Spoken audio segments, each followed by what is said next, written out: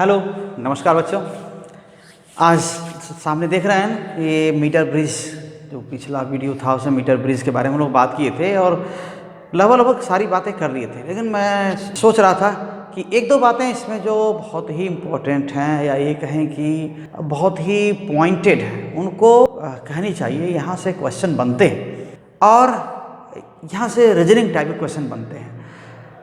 तो फिर हम उस पर बात करने के लिए आए हैं कि हम एप्लीकेशंस, एप्लीकेशन के बारे में बात किया, एरर के बारे में बात किया, लेकिन अभी क्या है, हम स्पेशली एरर्स कहाँ से और कैसे होती हैं और एप्लीकेशंस तो पहले ही बताया कि एप्लीकेशंस क्या है। इनका अननोन रेजिस्टेंस पता करने के लिए इनका यूज़ करते हैं मीटर ब्रिज का, या ओम्स लॉ का जो ये ओम्स लॉ में आप जो पढ़ते हैं रेजिस्टेंस कॉम्बिनेशन का लॉ जो है ना, सीरीज कॉम्बिनेशन और पैरेलल कॉम्बिनेशन, इनके रूल को, इनको फार्मूले को आप वेरीफाई करने के लिए भी ये मीटर ब्रिज का यूज़ करते हैं। तो आइए पहले वहाँ एप्लीकेशन की चीज़ हम देख लेते हैं। वो तो ऐसे भी कहा था वहाँ पर कि एक अननोन रेजिस्टेंस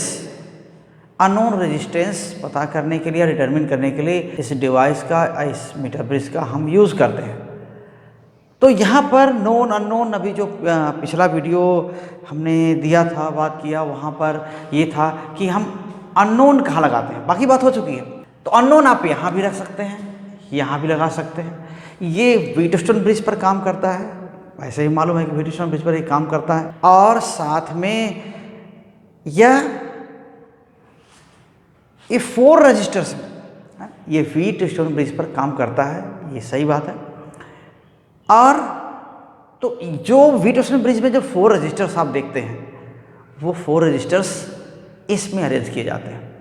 और वो कहाँ कहाँ होते हैं, एक तो यहाँ होगा, एक यहाँ एक गैप होगा, और ये एक मीटर ब्रिज वायर है, इसके बारे में आप जानते ही हैं। ये गैप है, मेटालिक स्ट्रिप्स हैं, ये जानते हैं। इनको भी बात किया था कि रेजिस्टेंस, ये मेटालिक स्ट्रिप्स क्या है, ये कनेक्टर्स हैं। रजिस्टर्स की जगह ये बिना रेजिस्टेंस के कनेक्टर्स मिले, इसलिए ब्रॉड मेटालिक स्ट्रिप्स यूज़ करते हैं, ब्रास या कॉपर की ये हो सकती है। तो यहाँ पर वही चीज़ है, अगर हम इसको अननोन, अगर यहाँ पर अननोन रेजिस्टेंस हम अप्लाई कर दें और यहाँ एक रेजिस्टेंस बॉक्स,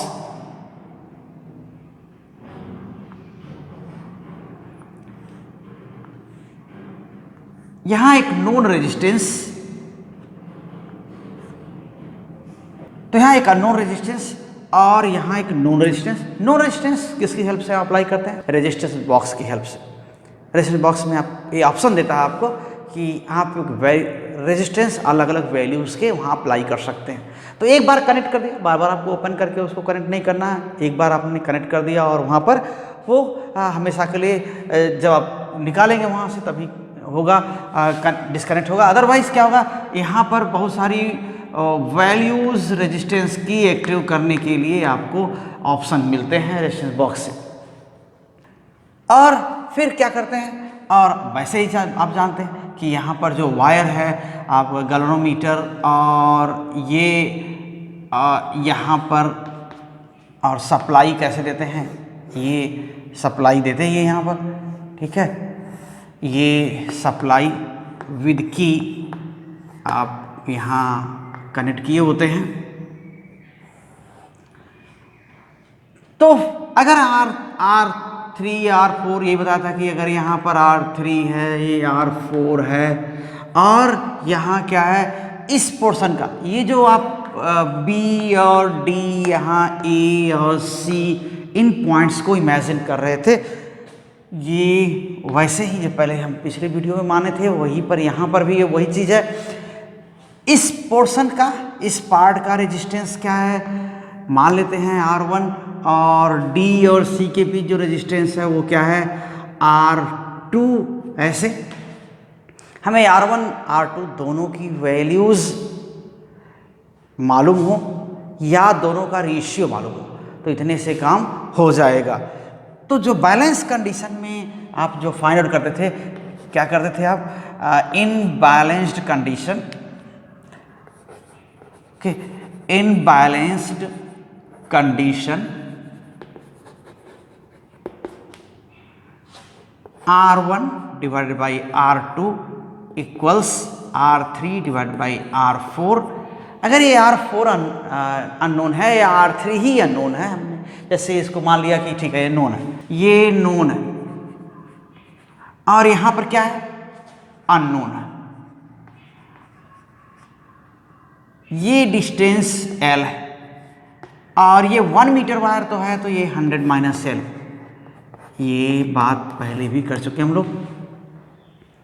तो बाकी R1 R2 किस रेशियो में होंगे, अगर बैलेंस पॉइंट इस D पर मिलता है, यानी स्लाइडिंग कॉन्टैक्ट है, अगर D पर टच करने पर बैलेंस मिल जाता है, बैलेंस हो जाता है, ये सर्किट यानी गैल्वेनोमीटर में कोई करंट नहीं होती, तब फिर क्या होगा, R1 R2 का रेशियो R3 R4 के रेशियो के इक्वल होगा, आप जानते हैं। और R1 R2 का रेशियो जानते हैं क्या होगा, वो लेंथ के रेशियो में होगा, तो L अपॉन 100 माइनस L, तो यही ना होगा। सो आपको R1 R2 की वैल्यूज़ नहीं पता हो, लेकिन यूनिफॉर्म क्रॉस सेक्शन का ये वायर है, तो क्या होगा, R1 R2 का रेशियो पता होना चाहिए और लेंथ के रेशियो में होगा।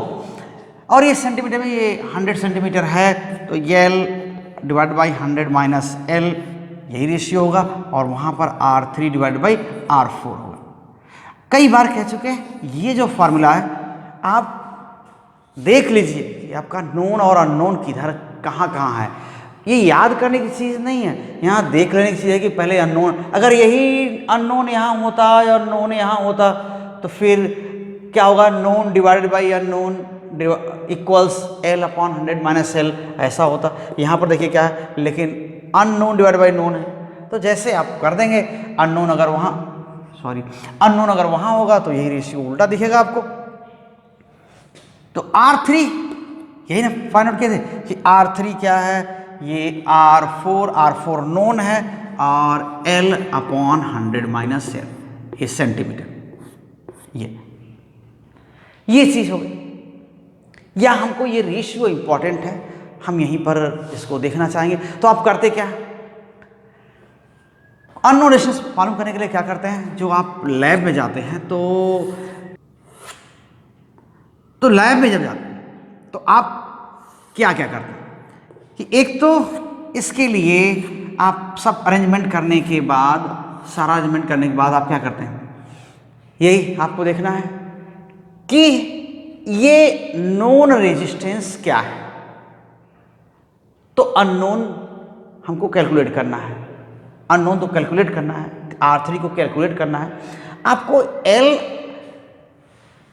R4 की यानी नोन रेजिस्टेंस की पर्टिकुलर वैल्यू के लिए बैलेंस पॉइंट कहाँ मिलता है, हमको R3 तो मालूम नहीं है, वही तो मालूम करना है। तो यहाँ पर जो वैल्यू है वो क्या है, L 100 माइनस L, ये वैल्यू हमको देखनी है यहाँ से, जो रिकॉर्ड करना है। और R4 ये नोन रेजिस्टेंस सीरियल नंबर, ऐसा लिखते हैं। इसके बाद आप R3 की वैल्यू कैलकुलेट करते हैं। कैसे करते हैं, तो हर R की वैल्यू के लिए यहाँ पर देखिए, ये R4 है, तो R4 की हर वैल्यू के लिए क्या हो जाएगा, एक वैल्यू जो भी हो जाएगा आप R, ओके, या यहाँ स्मॉल r1 करते हैं, यहाँ R1, इसको R2, कई वैल्यूज आप देखते हैं, R3, ऐसे इसकी वैल्यू R4 की वैल्यूज आप चेंज करते जाते हैं। उनके लिए L मान लेते हैं, L1 L2 L3 मिलता है। यहाँ पर क्या हो जाएगा, 100 माइनस L1 100 माइनस L2 की जो वैल्यू मिलेगी 100 माइनस L3, जो आपको वैल्यू मिलेगी वो वैल्यू यहाँ लिखेंगे और उसके बाद इससे कैलकुलेट करेंगे। जिससे आपको मिल रहा है ये R3 की एक वैल्यू मिल गई, कोई वैल्यू मिल जाएगी, है ना। तो बार बार इसको आप ऐसे करते जाएंगे। तो R3 की वैल्यू क्या हो जाएगा, यहाँ पर एक R1 L1 upon 100 minus L1, ऐसा इस तरह से मिल जाएगा। और वैसे ही R3 की एक वैल्यू है, ये 1 है। R3 की दूसरी वैल्यू क्या है, R2, and L2 upon 100 minus L2 ऐसे। तो ये यार ये 1 2 3 जो भी वैल्यूज़ मिल रही हैं, सॉरी ये वैल्यूज़ जो मिल रही हैं यहाँ पर, R3 का 1 वैल्यू, R3 का जो सेकेंड वैल्यू है एंड R3 का क्या है 2 वैल्यू, ये 1 2 3 ये जो वैल्यूज़ हैं इन वैल्यूज़ को हम कैलकुलेट कर लेते हैं और फिर क्या करते हैं, जो वैल्यूज़ मिली हुई हैं, याद रखिए यहाँ पर क्या क्या आपने फिक्स रखा है, सप्लाई फिक्स रखा है, इसकी वैल्यू आप चेंज करते जा रहे हैं और इसकी वैल्यू आपको मिलती जाएगी, डिफरेंट डिफरेंट वैल्यूज़ मिलेगी। उनकी हेल्प से ये क्या करते हैं, आप ये कैलकुलेट करते हैं, R3 जो भी वैल्यू मिलेगी उनको आप कैलकुलेट कर लेंगे। तो इनका मीन वैल्यू क्या हो जाएगा, आप ये जो मीन वैल्यू मिल रही है तो मीन रेजिस्टेंस क्या हो जाएगा, ये तीनों R3 1 plus R3 2 plus R3 3 divided by, अगर 3 ही है तो क्या आएगा 3 से डिवाइड कर लेगा, आपको रिजल्टेंट रेजिस्टेंस या मीन रेजिस्टेंस मिल जाएगा इससे। तो ये हो गया। अब क्या करते हैं, और मैंने एप्लीकेशन बताया कि हाँ ये तो अननोन रेजिस्टेंस पता करते हैं। इसके बाद इसी की हेल्प से सब कुछ यही करना है, आपको सीरीज कॉम्बिनेशन का रूल क्या करना है, वेरीफाई करना है। मीन्स आर होता है ना, अगर दो रजिस्टर्स आप क्या करते हैं, दो रजिस्टर्स अगर सीरीज में कनेक्ट करते हैं तो उनका इक्विवेलेंट रेजिस्टेंस क्या होता है, R1 प्लस R2। ऐसा बहुत पॉपुलर फार्मूला और आप 10th क्लास में भी देखे हैं, 12th में तो है ही है। तो फिर इसको कैसे करते हैं, तो वहाँ के लिए कुछ बहुत खास नहीं करना, यहाँ के लिए क्या करना है, एक सीरीज कॉम्बिनेशन लेना है रजिस्टर्स का। दो रजिस्टर्स आपको दिए जाएंगे, एक रजिस्टर R1 होगा, एक R2 होगा, या S1 या S2 मान लेते हैं, कुछ भी होगा, वो वैल्यू यस होगी। तो उसको आप कहाँ रखेंगे, पहले तो ये बता कर के वैल्यू नहीं दी गई रेजिस्टेंस की कि 5 ओम का है, एक 7 ओम का है। आपको दो वायर दे दिए गए, आपको क्या करना है, उस वायर का अलग अलग पहले रेजिस्टेंस पता करना है, अननोन की तरह। जैसे अननोन के स्टेप्स में किया है ना, तो एक बार मान लेते हैं दो रेजिस्टर्स दिए गए, वो R3 की जगह कनेक्ट कर देना है आपको। और वो R3 की जगह कैसे कनेक्ट होगा, यहाँ पर एक बार S1 S2 मान लेते हैं, दो रजिस्टर दिया गया। ये चीज़ याद रखिए, यहाँ पर इस फार्मूला का यूज़ हम बार बार करेंगे, और या इस फार्मूला का यूज़ हम बार बार करेंगे। अननोन याद रखिए, जहाँ यहाँ है अननोन है और ये क्या है, नोन है। तो अननोन के जरिए ही हम क्या करते हैं, पता करते हैं कोई भी रेजिस्टेंस को। तो अगर दो रजिस्टर्स दिए हुए, ओके, मान लेते हैं suppose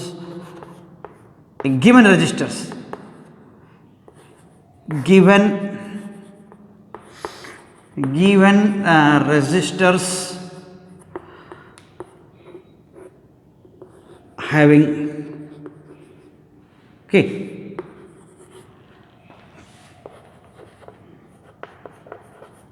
resistances S1 and S2, ठीक है, S1 and S2। ये S1 और S2 क्या है, इनके रेजिस्टेंसेस, इनको अलग अलग पता करना पड़ेगा। तो पहले क्या करेंगे, समझ रहे हैं, तो यहाँ पर ये इसकी जगह आएगा S1 और S2 की वैल्यू। तो पहले आप क्या कर रहे हैं, किसके लिए, ऐसे ही S1 की वैल्यू पता करिए, फॉर S1 मान लेते हैं कि यहाँ पर क्या करना है, फॉर S1 एक रेजिस्टेंस के लिए, यहाँ पर ये R1 R2 R3 कर दीजिए, और यहाँ पर S1 की वैल्यूज आ जाएंगी।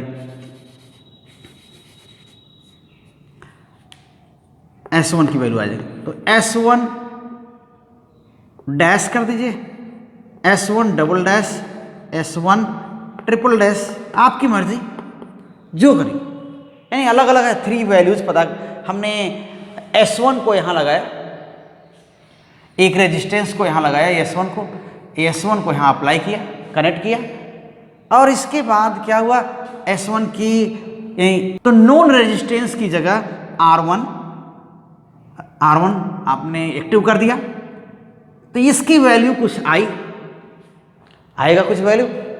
फिर नॉन की जगह क्या करेंगे, R2 एक्टिव कर देंगे, तो फिर यहाँ S1 की वैल्यू कुछ आएगी, S1 की वैल्यू आएगी दूसरी।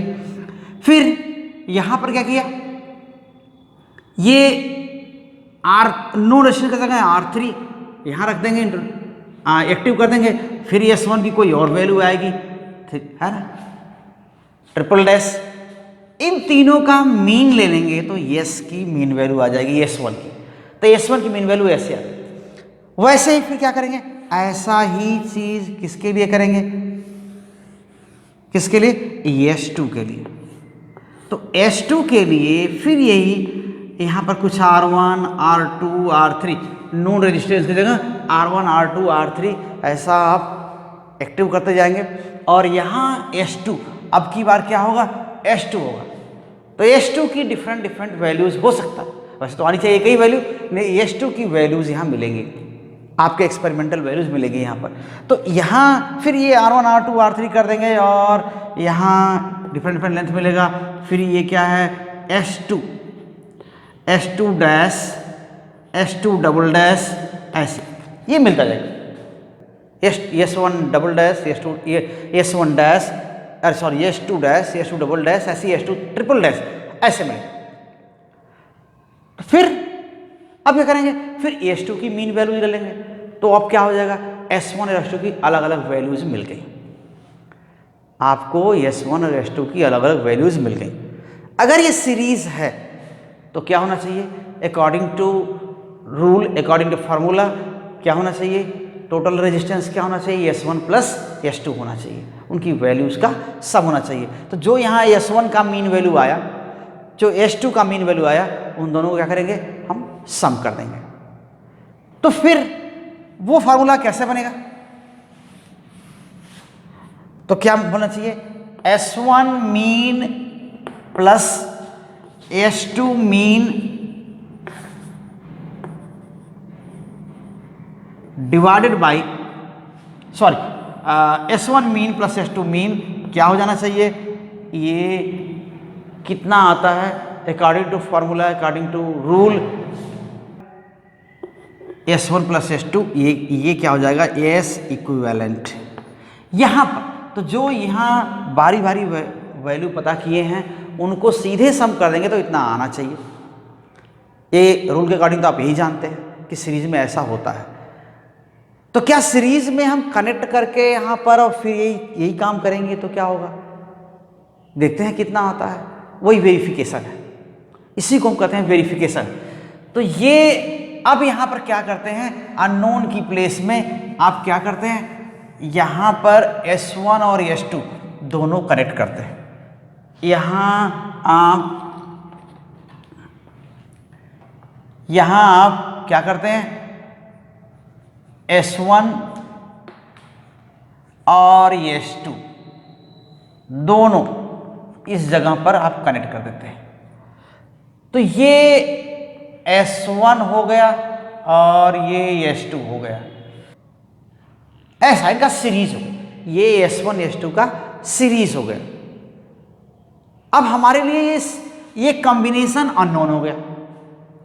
वैसे तो फार्मूला के अकॉर्डिंग कही ना कि इक्वलेंट क्या होना चाहिए, S1 का मीन वैल्यू, जो यहाँ S1 का मीन वैल्यू आया और इन S2 का मीन वैल्यू आया, दोनों की मीन वैल्यू का सम करें तो S इक्वलेंट होना चाहिए अकॉर्डिंग टू फार्मूला। हम पहले से इसको हम याद करके जानते हैं और देखते हैं। तो एक्सपेरिमेंटली देखते हैं क्या जोड़ दोनों को सीरीज में ले लेने के बाद अननोन के यहाँ हम कनेक्ट कर दें और इसके लिए हम बैलेंस फाइंड आउट करें और फिर कैलकुलेट करें तो क्या वैसी वैल्यू आनी चाहिए, ऐसी वैल्यू होनी चाहिए। तो ये सर्टेनली ऐसा होना चाहिए। अब थोड़ी मोड़ी एरर तो होगी, 2-4%, 5% जो भी एरर आती है वो तो एक्सपेरिमेंटल एरर है, वो आएगी क्योंकि एरर आने के कई फैक्टर होते हैं। तो फिर आइए, तो S1 S2 का सीरीज है। अब यहाँ जो मिलेगा आपको, यहाँ जो मिलेगा S1 या S2 ही नहीं मिलेगा, आप S1 S2 क्या मिलेगा, ये तो खैर S1 और ये S2 आप फाइंड आउट किए हैं। अभी जो एक्सपेरिमेंट होगा उसमें क्या मिलना चाहिए कि सीरियल नंबर तो है ही है, ये जो R नोन की जगह देख रहे हैं ना, R4 यानी R नोन है यहाँ पर, तो वहाँ पर भी कोई फिर और L और 100 माइनस L ऐसा, और इसके बाद जो मिलेगा आपको S1 प्लस S2 की क्या वैल्यू मिल रही है सीरीज, ये सॉरी इक्वलेंट, ये S1 प्लस S2 कैसे जानते हैं, ये सब थोड़ी जानते हैं, ये तो पूरा एक सीरीज है ना, तो सीरीज की क्या वैल्यू मिल रही है, तो S सीरीज है ना, यस कर देते हैं, तो यस सीरीज क्या वैल्यू मिलती है, तो S1 series, S2 series, S3 दो तीन वैल्यूज की ले आएंगे कि R की वैल्यूज हम सीरियल नंबर 1 2 3 ऐसे लिखते जाएंगे, और क्या करेंगे R1 R4 की अननोन की जगह एक कोई R1 रेजिस्टेंस यहाँ पर एक्टिव करेंगे और देखते हैं इसकी वैल्यू क्या आती है, उसके अकॉर्डिंग क्या आएगा यहाँ पर उसके अकॉर्डिंग ये आएगा बैलेंस पॉइंट की पोजीशन आएगी, तो R1 के अकॉर्डिंग ये L1 आया और 100 माइनस L1 ये मिल जाएगा, और सीरीज का ये क्या मिल गया 1 ये मिल जाएगा। वैसे ही इसकी वैल्यू जब नोन की प्लेस में हम R2 रेजिस्टेंस हम इंट्रोड्यूस कर दें तो यहाँ पर क्या मिल जाएगा, R2 है ये L2 और 100 माइनस L2 ऐसा हो जाएगा, तो S सीरीज का ये सेकंड मिल जाएगा, ये भी आएगा। ऐसे ही आप क्या कर सकते हैं और वैल्यूज तीन, ये आप चाहे 3 टाइम्स कर दीजिए, अच्छा और होगा, जितने ऑब्जर्वेशंस नंबर में ज़्यादा होंगे उतना ही आप अच्छा रिजल्ट लेके आते हैं, उतना ही आप एक्यूरेसी लेके आते हैं। तो अब क्या हो गया, ये सीरीज जो बनाने के बाद यहाँ पर अननोन की प्लेस में जो था उनकी वैल्यूज यहाँ मिल गई, तो ये एक्सपेरिमेंटल वैल्यूज हैं सीरीज कॉम्बिनेशन की। यहाँ पर क्या है, थ्योरेटिकल वैल्यू जो फार्मूला से आपको आप जानते हैं उसके लिए वैल्यू थी, और यहाँ जो मिल गई वो इक्विवेलेंट की क्या हो गई, एक्सपेरिमेंटल वैल्यू मिल गई। कंपेयर करेंगे कि ये कितना है, यानी अलग अलग इनकी वैल्यूज कैलकुलेट करने के बाद जो सम करते हैं वो कितना आता है, और उनको सीरीज में बना करके यहाँ पर कनेक्ट करते हैं तो कितना आता है। तब इस तरह से क्या हो जाएगा, ये सीरीज कॉम्बिनेशन वेरीफाई होगा। तो देखते हैं कि हाँ अप्रोच कर रहा है उस वैल्यू को, ये थ्योरेटिकल वैल्यू जो है अकॉर्डिंग टू फार्मूला, और ये जो आप एक्सपेरिमेंट में आप पाते हैं वो दोनों अपनी जगह वेरीफाई हो रहा है कि नहीं, फार्मूला सही है कि नहीं, या फार्मूले के अकॉर्डिंग हमारा एक्सपेरिमेंट आ रहा है कि नहीं आ रहा। तो ये सीरीज में हो गया। ऐसे ही आप पैरेलल के लिए भी कर लेते हैं। पैरेलल कॉम्बिनेशन के लिए क्या करते हैं, आप यहाँ पर इन्हीं का पैरेलल अलग अलग इनकी वैल्यू तो पता करते ही करते हैं। ये S1 के लिए, ये S2 के लिए दो रेजिस्टेंस दिए हैं, उनका पैरेलल कॉम्बिनेशन आपको वेरीफाई करना है, फार्मूला को वेरीफाई करना है। तो S1 की वैल्यूज ऐसे ही एज इट इज जैसे पहले आपने किया, S1 की वैल्यूज और S2 की वैल्यूज क्या किया, कैलकुलेट कर लिया। अभी ये क्या हो गया, अब पैरेलल हम चाह रहे हैं S1 S2 का, तो यहाँ पर पैरेलल कैसे कनेक्ट करेंगे, इन्हीं S1 S2 को पैरेलल में कनेक्ट कर दीजिए। देखिए, और S1 यहां ऐसे, और फिर S2 यहां इस तरह, ये हो गया S2, तो S1 S2 यहां पर ऐसे कनेक्ट कर दीजिए, और इसके बाद वही स्टेप्स फिर रिपीट करने हैं, वही स्टेप्स रिपीट करने हैं जो यहाँ पर किया था आपने। यहाँ क्या किया, बस सब कुछ वही करना है। R4 की प्लेस में बस कनेक्शन यहाँ बदला हुआ है थोड़ा सा, ये ना, बस ये कनेक्शन बदला हुआ है। जो मिलेगा अननोन रेजिस्टेंस की वैल्यू जो आएगी वो क्या होगा, वो पैरेलल कॉम्बिनेशन का रिजल्ट होगा, वो पैरेलल कॉम्बिनेशन का इक्विवेलेंट रेजिस्टेंस होगा। तो यहाँ पर यही हो जाएगा। तो अननोन की जगह आप R1 R2 R3 अननोन की प्लेस में R1 R2 R3 वैल्यूज़ रखते जाएंगे बारी बारी, और उनके लिए आप क्या करेंगे, इनकी इक्विवेलेंट रेजिस्टेंस की इनके वैल्यू आपको मिलती जाएगी। तो वैसा ही काम करेंगे, बस यहाँ पर क्या हो जाएगा, एक बस आपको मिलेगा जो रिजल्ट वो क्या है, पैरेलल का, है ना। तो पैरेलल का 1, पैरेलल का 2, पैरेलल का 3 readings, 3 observations corresponding to 3 different different known registers. यहाँ पर अलग अलग रेजिस्टेंस की वैल्यू आप रखते जाएंगे, एक्टिव करते जाएंगे, उनके लिए अलग अलग बैलेंस पोजीशन मिलता जाएगा, और ये वैल्यू लेकिन वही आनी चाहिए। एक बार S1 S2 का जो सीरीज कॉम्बिनेशन है उसकी वैल्यू तो एक ही ना होगी, तो वो आएगा। आप ये चेंज कर रहे हैं तो फिर इनका रेशियो चेंज हो रहा है, यही ना हो रहा, ये तो थोड़ी चीज, इसको तो आप बदल नहीं रहे। तो सीरीज में था तो भी इसको आप चेंज, सीरीज एक बार कर दिया फिर तो चेंज नहीं कर रहे थे, तो ये चीज़ ये चेंज करते ये वही रहेगा, ये चेंज करेंगे तो ये रेशियो बदल जाएगी, तो ये भी रेशियो बदलेगी, यानी बैलेंस पॉइंट क्या होगा, यहाँ वहाँ शिफ्ट होगा। तो अब ये लेफ्ट और राइट के रेजिस्टेंस का रेशियो ये इसके रेशियो के इक्वल होगा, तो this upon this equals this upon this. तो अगर ये आप स्मॉल करेंगे, इसकी वैल्यू अगर पहले से स्मॉल कर देंगे तो इसकी वैल्यू भी अब पहले से क्या हो जाएगी, छोटी हो जाएगी, यानी बैलेंस पॉइंट क्या हो जाएगा, उधर राइट की ओर शिफ्ट हो जाएगा। तो ये चीज़ आप देखते रहिएगा। अब तो ये बात हो गई एप्लीकेशंस की, ये ऐसे एप्लीकेशंस हैं, आप सीरीज कॉम्बिनेशन और पैरेलल कॉम्बिनेशन की वैल्यूज़ और उसके फार्मूले को आप वेरीफाई कर रहे हैं। अब बात आती है एरर्स की। बैलेंस पॉइंट अल्टीमेटली आप करते हैं, बैलेंस पॉइंट लेते हैं, गैल्वेनोमीटर में करंट नहीं जाएगी तो नल डिफ्लेक्शन बताएगा, और वो बैलेंस पॉइंट आप डिफरेंट पोजीशन पर टच करेंगे तो डिफ्लेक्शन बदलेगा, तो जानिए कि करंट इसमें चल रही है, कोई डिसकंटिन्यूटी नहीं है। ये नहीं समझेंगे कि आप इधर कहीं टच करेंगे इसमें डिफ्लेक्शन शो कर रहा है या चेंज हो रहा है डिफ्लेक्शन, किसी पॉइंट पर जीरो भी होगा, लेकिन अगर किसी पॉइंट पर जाएंगे तो क्या होगा, ये डिफ्लेक्शन बदलेगा, तो चेंज होगा। तो ये जान लीजिए कि ठीक है, इसमें करंट कनेक्शन है, करंट जा रही है, कहीं डिसकंटिन्यूटी नहीं है।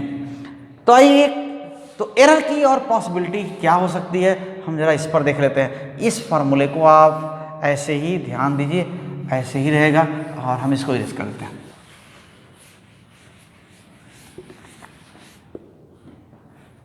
तो एरर की बात आई, तो एरर में क्या हो सकता है, बहुत कोई ऐसा डिफ़िकल्ट या कॉम्प्लेक्स कोई ऐसा कॉम्बिनेशन तो नहीं है ये, या ऐसा सर्किट नहीं है, लेकिन हाँ एक चीज़ फिर हम वापस चले आते हैं इस पर कि R1 R2 R3 R4 का सिंबल, जो सिंबल यूज़ हुआ है वो उन्हीं सिंबल्स पर आ जाते हैं। फिर ये वैल्यू क्या थी, हम R3 कह रहे थे, तो R3 अननोन ये वैल्यू। अभी देखिए अब एरर क्या हो सकती है। एरर तो ये हो सकता है कि हाँ आप मेज़र करने में कोई एरर कर जाए, बैलेंस पॉइंट देखने में कुछ एरर कर जाए, गलती से कुछ पढ़ लेते हैं कि 69 लिखा हुआ आप 60 पढ़ गए, या 60 को ही 69 पढ़ गए, कोई थोड़ा सा फेड हो गया है स्केल पर जो लिखा हुआ है, या फिर कैलिब्रेशन गलत हो, स्केल ही गड़बड़ हो, तो गलती हो सकती है। लेकिन और भी एरर के चांसेस, और एरर के चांसेस क्या हैं कि एक तो कनेक्ट किया हुआ है आपने, सही है, कहीं लूज कनेक्शन है, बहुत सेंसिटिव इंस्ट्रूमेंट है मीटर ब्रिज, और अगर लूज कनेक्शन है तो ये प्रॉब्लम क्रिएट करता है। और लूज कनेक्शन है तो हो सकता है किसी पार्ट में करंट हो या ना हो। जैसे एग्जांपल दे रहे हैं यहाँ पर कि मान लीजिए ये तो यहाँ कनेक्टेड है, ये आपने प्लग की इंसर्ट कर दिया और ये क्या हुआ, ऑन, तो ये जो कनेक्शन गया यहाँ पर गया, एक ए पर और एक सी पर। अब जहां पर ये वायर अटैच्ड है, पिछले वीडियो में आपको उसका एक्चुअल प्लेट जो मीटर ब्रिज का है वो दिखाया था, वायर इस एंड पर क्या होते हैं, इस प्लेट में, इसमें क्या होते हैं, जो ये मेटेलिक प्लेट है उसी के अंदर क्या होते हैं, प्रेस कर दिए होते हैं यहाँ पर, तो ये यहाँ पर प्रेस कर देते हैं, ये इस तरह, तो कांटेक्ट होता है। आप समझ सकते हैं कि एक वायर है, उसका सर्कुलर क्रॉस सेक्शन है, राउंड सरफेस होता है, एक प्लेन प्लेट ऐसे टच करती है, उस पर रखते हैं तो एक छोटा सा कॉन्टैक्ट बनता होगा। जो कॉन्टैक्ट है वो बहुत बड़ा कॉन्टैक्ट तो नहीं बनता होगा, छोटा ही कॉन्टैक्ट बन रहा होगा ना। तो इस तरह के कॉन्टैक्ट बनने में क्या हो रहा है, कभी कभी जब हीटिंग इफेक्ट का मामला होता है, ज़्यादा देर तक करंट पास कर देते हैं या ये कहिए कि ज़्यादा करंट पास कर देते हैं, तो या ज़्यादा करंट की कंडीशन बन जाती है, then what happens, this it gets heated much and then what happens, some non conducting substances are formed here, so there may be no conducting contact. ज़्यादा देर तक करंट पास करने पर ये हो सकता है कि यहाँ जो कंडक्टिंग कॉन्टैक्ट था वो नॉन कंडक्टिंग कॉन्टैक्ट में बदल गया, हीटिंग इफेक्ट की वजह से कुछ नया बन गया वहाँ पर। तो फिर ये चीज़ क्या इफेक्ट हो सकता है कि जैसे ये मान लेते हैं कि यहाँ ऐसा बन गया, यहाँ का कॉन्टैक्ट क्या हो गया, कनेक्शन गड़बड़ हो गया, लूज कनेक्शन है या कॉन्टैक्ट क्लीन नहीं है, साफ नहीं है। अगर कॉन्टैक्ट साफ नहीं है तो क्या हो जाएगा, यहाँ पर लूज कनेक्शन हो गया, तो क्या होगा कि ये वायर यहाँ कनेक्टेड तब फिर नहीं रहेगा, यानी यहाँ कनेक्शन नहीं बना, भले इसके नीचे दबा हुआ है लेकिन कनेक्शन नहीं हुआ। तो क्या करते हैं, ये वाला, अब यहाँ वाला क्लियर है, ये हो सकता है कि यहाँ वाला ये कनेक्शन ठीक हो, बढ़िया हो, ऐसे ठीक है, ये सब सही है, सब इधर ठीक है, यहाँ भी सही है, ये भी सही है, ये भी सब ठीक कनेक्शंस हैं, हर जगह कांटेक्ट है, यहाँ पर भी कांटेक्ट है, यहाँ भी कांटेक्ट है, यहाँ भी कांटेक्ट है, लेकिन ये कांटेक्ट नहीं सही है। क्या रिजल्ट होगा, अब सोचिए कि यहाँ पर इसको जब टच करेंगे तो देखिए क्या होगा, ये पॉजिटिव टर्मिनल यहाँ से कनेक्टेड है, यहाँ आ ही रहा है, यहाँ तक पहुँच रहा है, ये नेगेटिव वाला यहाँ पर ऐसे कनेक्टेड है, ये ऐसे हो करके यहाँ पर आ ही रहा है, ठीक है। तो जब भी इसको टच करेंगे क्या होगा, यहाँ पर तो कोई करंट नहीं होगी, लेकिन यहाँ पर ऐसे हमेशा इधर की ओर ऐसे करंट होगी, तब ये करंट ऐसे होगी, इधर की ओर ऐसे करंट होगी, ऐसे। क्या रिजल्ट होगा, जब ये डिस्कनेक्टेड है, नहीं तो क्या होता, ये भी कनेक्टेड होता तो करंट ऐसे आ रही है, तो इसमें भी कुछ करंट ऐसे आती ना, तो ये करंट ऐसे आके इधर मिल रही है, ये भी करंट ऐसे आके इधर मिल जाती, यहां पर भी पोटेंशियल डिफरेंस होता कुछ, तो तब ये क्या होता, डिफ्लेक्शन दोनों ओर मिलता, हम इधर जाते तो किसी और हो जाता, इधर जाते तो किसी और हो जाता है ना, ये डिफ्लेक्शन दोनों ओर मिलता। जब यहां कोई एक कांटेक्ट है, यहां का या यहां का, दोनों में से कोई एक कांटेक्ट सही से कनेक्टेड नहीं है, तब क्या होगा, तो जब सही कनेक्टेड नहीं है तो वन साइडेड डिफ्लेक्शन मिलेगा। तो अगर वन एंड यानी ए और सी का कोई वन एंड, तो ये पॉइंट ये हो सकता है कि if one and, okay, if one end of wire is not connected, one end of wire is not connected well, okay, या नॉन कंडक्टिंग मटेरियल बन गया है, तो फिर क्या होगा, वन साइडेड डिफ्लेक्शन होगा, वन साइडेड डिफ्लेक्शन, ये केस बनेगा, ठीक। और अगर दोनों क्लीन नहीं है, यानी ये भी क्लीन नहीं है, यहां पर भी, तो फिर डिफ्लेक्शन होगा ही नहीं, क्योंकि करंट इधर ना इधर होगी ना उधर होगी, इसमें से करंट आएगी ही नहीं। तो गैल्वेनोमीटर में ना करंट इधर जाएगी ना तो इधर आएगी, किसी और करंट नहीं होगी, तो इसका रिजल्ट क्या होगा, हाँ करंट हो सकता है ऐसे हो, इधर से ऐसे करंट हो इधर की ओर, लेकिन गैल्वेनोमीटर में कोई करंट नहीं है, तो नो डिफ्लेक्शन। तो अगर क्या हो जाएगा, if both ends, if both ends of wire are not connected well, तो क्या हो जाएगा, नो डिफ्लेक्शन।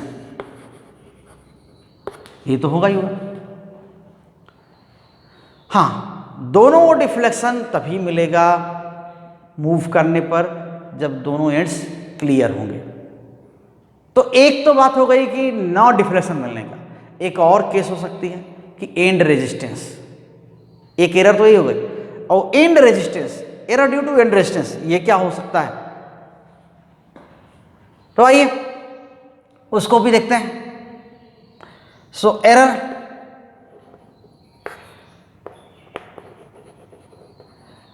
ड्यू टू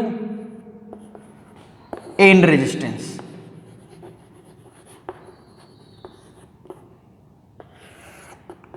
तो एंड रेजिस्टेंस की वजह से एरर क्या है? यहां जो हम पढ़ नहीं पाते। अब एंड रेजिस्टेंस क्या होता है, क्यों होता है? Due to bad contact.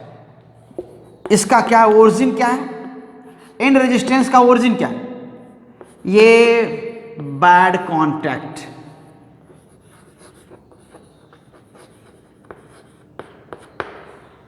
ठीक है, बैड कांटेक्ट। तो फिर ये बैड कांटेक्ट यानी यहां बढ़िया कांटेक्ट नहीं है, ठीक है, डिस्कनेक्टेड पूरा नहीं है, लेकिन वहां रेजिस्टेंस ज़्यादा है क्योंकि जो कांटेक्ट बहुत सही बना नहीं है, या नॉन कंडक्टिंग मटेरियल कुछ बना हुआ है, कुछ कांटेक्ट है लेकिन बहुत अच्छा कांटेक्ट नहीं है, हल्का सा कांटेक्ट है, पूरा ठीक ठाक टच नहीं कर रहा है, कहीं हल्का सा टच किया होगा और बाकी जगह क्या है, नॉन कंडक्टिंग लेयर बन गई है, वहाँ पर नॉन कंडक्टिंग मटेरियल जमा हो गए हैं। इसलिए कहाँ पर, इस एंड पर वायर और स्ट्रिप्स के बीच की बात हो रही है, तो वायर और स्ट्रिप के बीच क्या है, नॉन कंडक्टिंग मटेरियल कहीं ना कहीं जम गया, तो इसलिए कांटेक्ट थोड़ा सा खराब हो गया, तो उसका अपना क्या होगा, रेजिस्टेंस हो जाएगा। तो ये क्या करेगा, तो error due to end resistance क्या होगा, ओरिजिन होगा बैड कांटेक्ट की वजह से होता है। तो इसका मिनिमाइज कैसे करते हैं, इस एरर को मिनिमाइजेशन क्या होगा, इस एरर का मिनिमाइजेशन क्या होगा, ठीक, error due to end resistance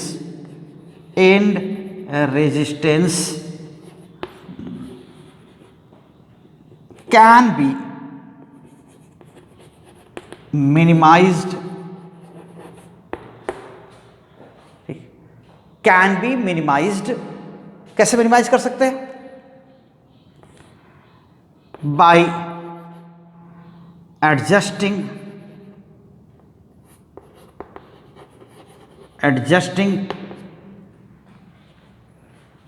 what, adjusting the balance point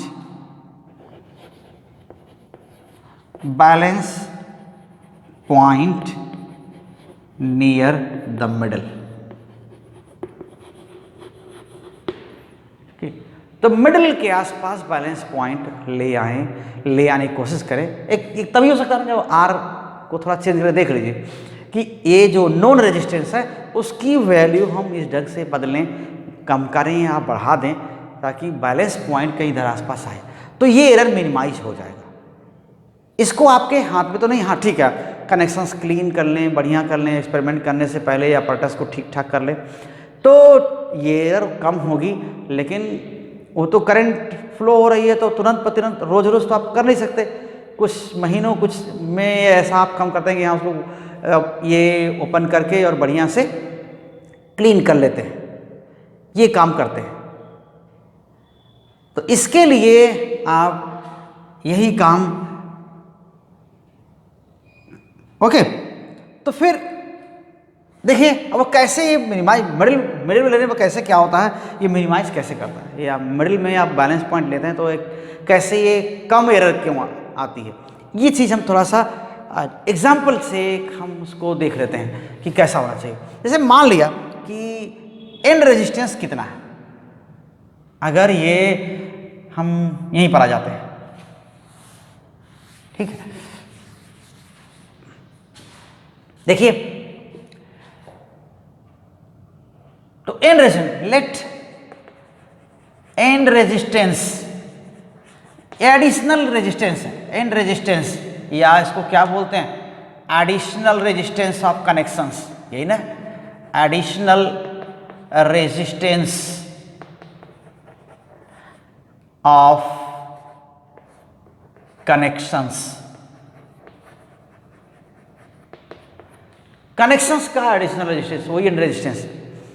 और हर जगह बहुत आसान होने के लिए थोड़ा सा हम इमेजिन कर लें, मान लेते हैं 2 और 2 है, यहाँ का भी 2 ओम है, इधर का यहाँ का भी 2 ओम है, और यहाँ पर भी 2 ओम है,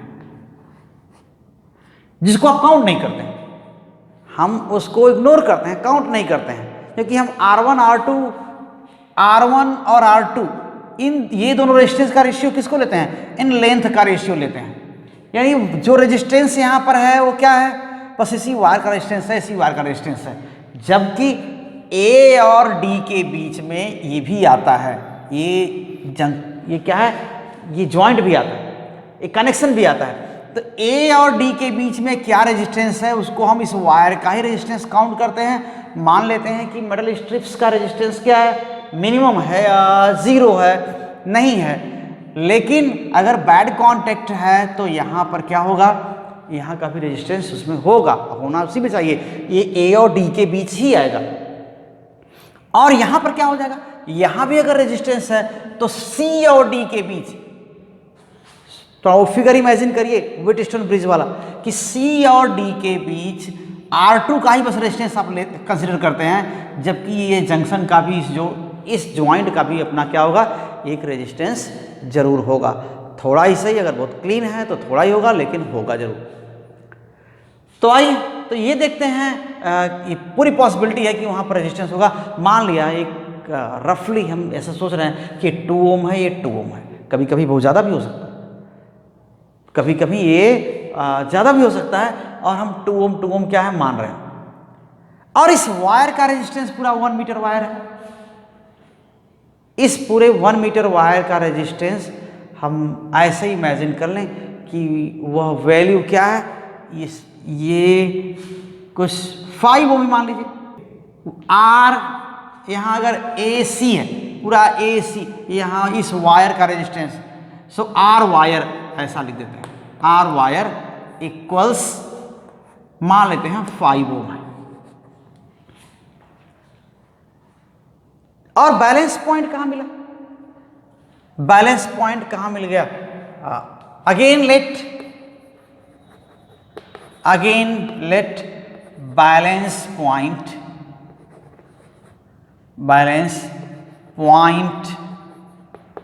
is obtained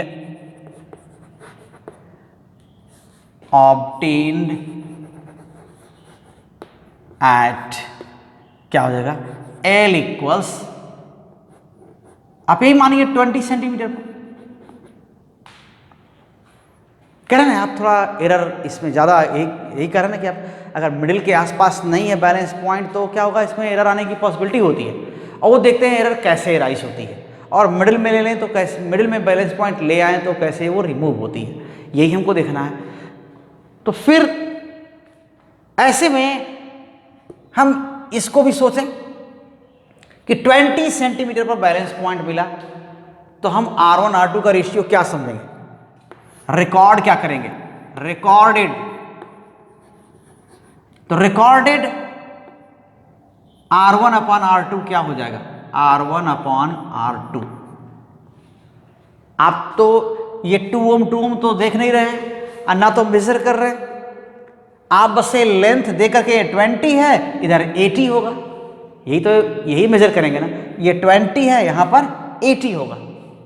तो R1 R2 क्या हो जाएगा, 20 अपॉन 80, ये ऑब्जर्व्ड है ना, ऑब्जर्व्ड।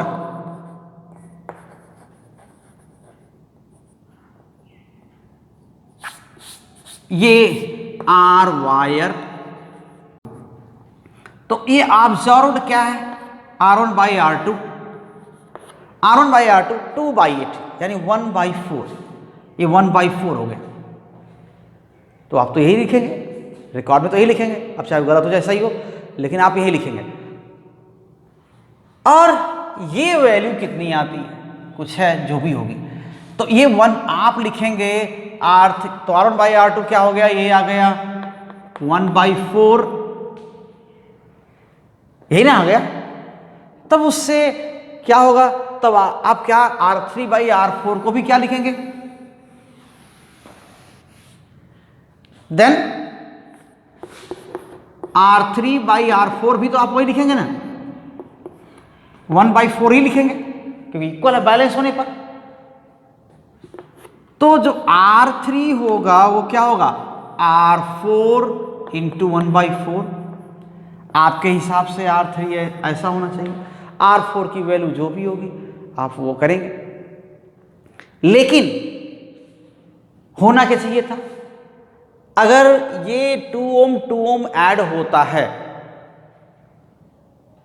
तो आपने कैलकुलेट किया, ये क्या है, ऑब्जर्व्ड या कैलकुलेटेड, और calculated.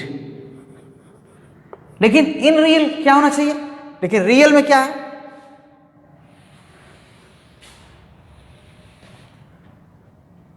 But in real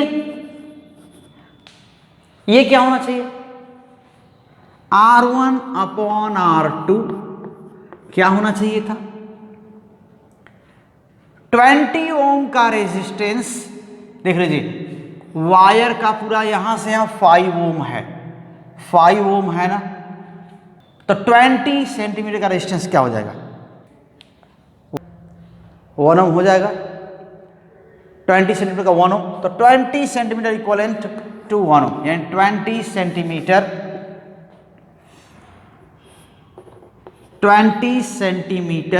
is equivalent to 1 ओम। तो ये ऑब्जर्व्ड क्या है, R1/R2, 2/8 यानी 1/4, ये 1/4 हो गए। तो आप तो यही लिखेंगे, रिकॉर्ड में तो यही लिखेंगे, अब चाहे गलत हो चाहे सही हो, लेकिन आप यही लिखेंगे। और ये वैल्यू कितनी आती है, कुछ है जो भी होगी, तो ये 1 आप लिखेंगे। तो R1/R2 क्या हो गया, ये आ गया 1/4, यही ना आ गया। तब उससे क्या होगा, तब आप क्या R3/R4 को भी क्या लिखेंगे, देन R3/R4 भी तो आप वही लिखेंगे ना, 1/4 ही लिखेंगे, क्योंकि इक्वल है बैलेंस होने पर। तो जो R3 होगा वो क्या होगा, R4 इंटू 1/4। आपके हिसाब से R3 है, ऐसा होना चाहिए। R4 की वैल्यू जो भी होगी आप वो करेंगे, लेकिन होना क्या चाहिए था, अगर ये 2 ओम ऐड होता है तो आपने कैलकुलेट किया, ये क्या है, ऑब्जर्व्ड या कैलकुलेटेड, और कैलकुलेटेड। लेकिन इन रियल क्या होना चाहिए, लेकिन रियल में क्या है,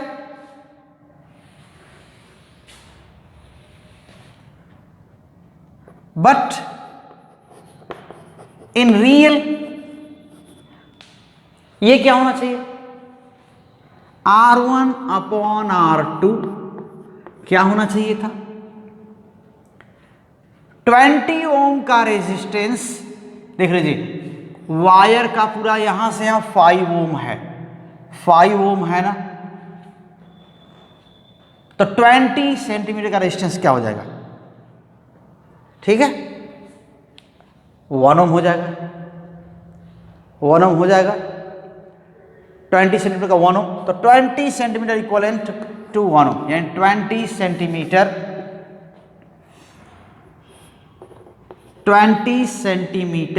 इज इक्वलेंट टू 1 ओम। और 80 सेंटीमीटर किसका इक्वलेंट होगा, इट इज इक्वलेंट टू 4 ओम, यही तो होगा, इसीलिए तो 1/4 रेशियो आ रहा आएगा भी। लेकिन आप इसको नहीं देख रहे हैं, इसको नहीं देख रहे हैं, रियल में क्या होना चाहिए था, but in real R1 upon R2 क्या होना चाहिए था? In real it should be क्या होना चाहिए था? जहां 1 आप काउंट कर रहे हैं वो 3 है, जहां 4 काउंट कर रहे हैं वहां क्या है? 6 है कि नहीं? सो 1 प्लस 2 यहां पर कनेक्शन वाला, और वहां पर क्या है? 4 प्लस 2 ये है।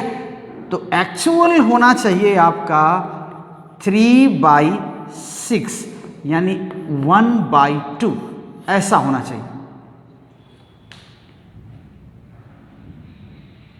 तो जिसको आप 1/4 काउंट कर रहे हैं एक्चुअली 1/2 है। तो आपका होना क्या चाहिए? R3/R4 क्या होना चाहिए?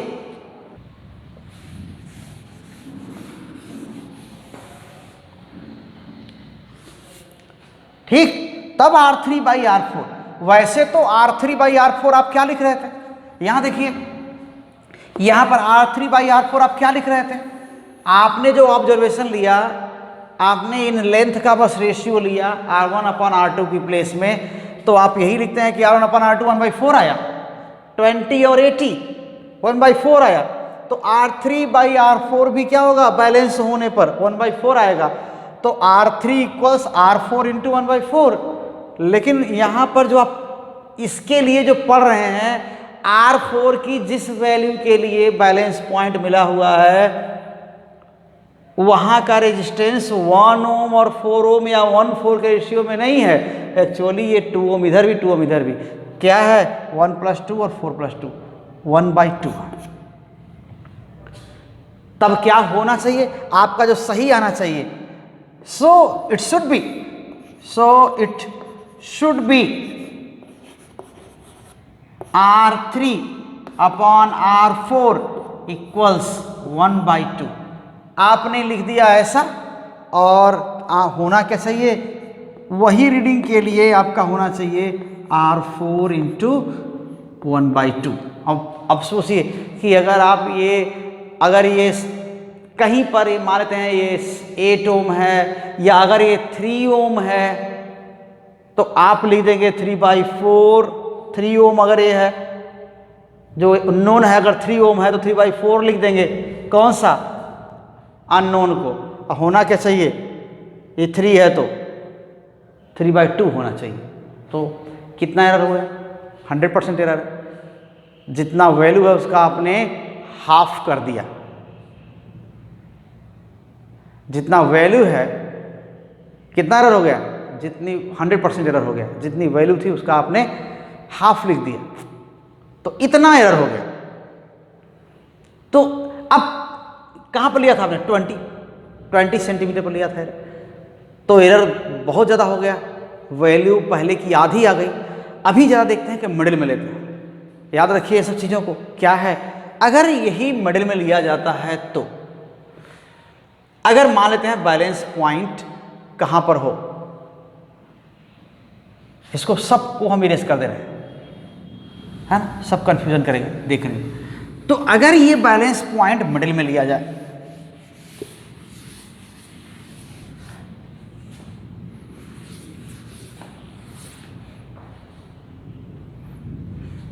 ठीक। So if balance point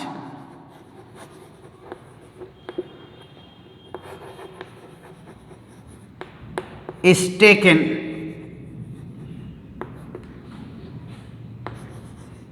in the middle या near the middle, मान लेते हैं near the middle,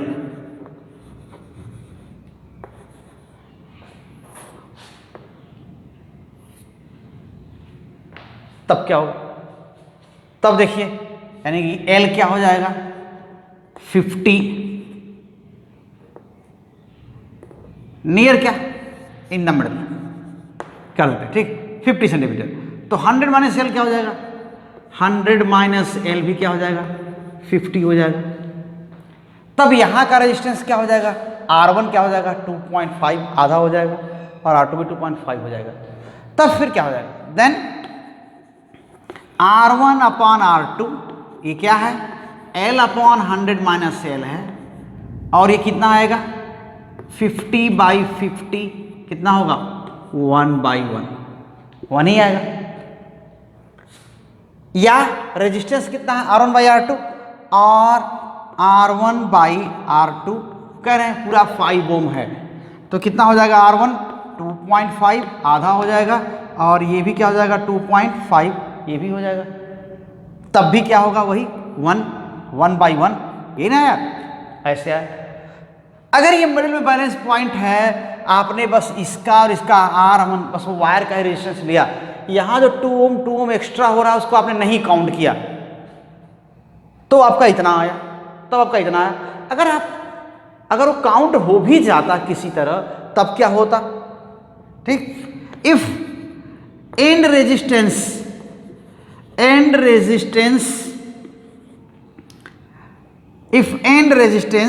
is considered, तब क्या हो जाएगा R1/R2, end resistance is considered, then R1/R2 equals 2.5 plus 2, नीचे भी क्या होगा, इधर भी 2.5 आधा पर बैलेंस पॉइंट यहाँ मिला है, 2.5 आधे का, 2.5 इधर आधे का, तो 2.5 R1 है और उसमें 2 ऐड कर दीजिए, तो 2.5 प्लस 2 और 2.5 प्लस 2 कितना आया 4.5/4.5, क्या आ गया फिर क्या हो गया 1/1, फिर 1 आ गया। तो ये अगर मिडिल में लेते हैं तो अपने आप एंड रेजिस्टेंस, अब यहाँ पर हमने कह दिया कि 2 ही है, यहाँ 2 ही है, ऐसा अभी तो नहीं होगा, कोई जरूरी तो है नहीं कि यहाँ भी 2 है यहाँ भी 2 है, लेकिन फिर भी कम हो जाएगा, मिनिमाइज होगा, ये जो एरर है ना मिनिमाइज हो जाएगा। तो जो वैल्यू आपकी है R1/R2 पहले जितना आ रहा था, बिना एंड रेजिस्टेंस को सोचे R1/R2 जो आ रहा था यहाँ पर देखिए 1/1 आ रहा था, अब एंड रेजिस्टेंस 2 ओम यहाँ कंसीडर कर लिया तो भी उतना ही आ रहा है, 1/1 आ रहा है, तो यहाँ तो 0 हो गया। अब ऐसी आइडियल कंडीशन हो सकता है ना हो, क्या हो, यहाँ कुछ और रेजिस्टेंस हो, यहाँ कुछ और रेजिस्टेंस हो, लेकिन फिर भी मिनिमाइज हो जाएगा, फिर भी कम हो जाएगा। तो ये चीज़ इसीलिए क्या करते हैं, हम प्रिफर करते हैं कि बैलेंस पॉइंट मिडिल में लिया जाए। तो ये था यहाँ पर इसके पीछे डिस्कस करने का मकसद कि हम मीटर ब्रिज के बारे में कुछ और भी बात करें। तो अब आपके पास आप गेंद आपके पाले में है, आप इसमें सॉल्व करिए, इसके न्यूमेरिकल्स देखिए। ज़्यादातर चीज़ें क्या आती हैं न्यूमेरिकल्स में, तो वेरिएशन ही आते हैं, इसको इतना बढ़ा दिया, इसको कम कर दिया तो सर्टेनली बैलेंस पॉइंट शिफ्ट हो जाएगा, इधर हो जाएगा उधर हो जाएगा, कोई बैलेंसिंग लेंथ फाइंड आउट करनी पड़ सकती है। तो है इस रिलेशन के ही आसपास के की चीज़ें आपको फाइंड आउट करनी पड़ती है या कैलकुलेट करनी पड़ती है।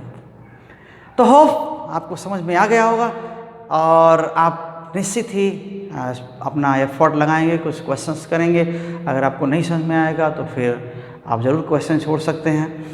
और आप अगर चैनल पर नए हैं तो चैनल को सब्सक्राइब कर लीजिए और जल्दी से। अगर आप पहले से जुड़े हुए हैं चैनल से तो आप वीडियो को शेयर करिए और लोगों तक पहुंचाइए, लोगों को मोटिवेट करिए वो चैनल से जुड़ें और अपने बहुमूल्य सलाह या सजेशन, अपने जो भी उनके पास सुझाव दे सकें। तो थैंक यू बच्चों, आप पढ़ते रहिए और साथ देते रहिए। Thank you.